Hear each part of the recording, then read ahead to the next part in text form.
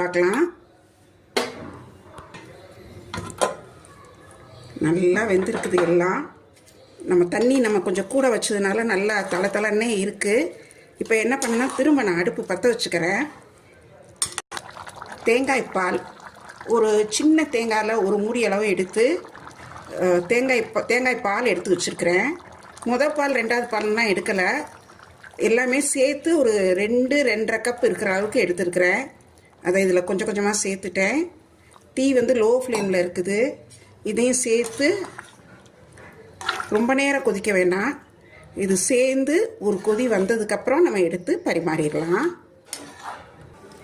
தேங்காய் பால் சேர்த்ததுக்கப்புறம் ரொம்ப கொதி வர வேணாம். லேசாக இப்படி சேர்ந்து கொதிச்சோடனே அடுப்பை ஆஃப் பண்ணிடலாம். இப்போ எடுத்து பரிமாறிடலாம். நல்ல நிறைய காய்கறிகள் சேர்த்து பாசிப்பருப்பு தேங்காய் பால் சேர்த்த எனர்ஜெட்டிக்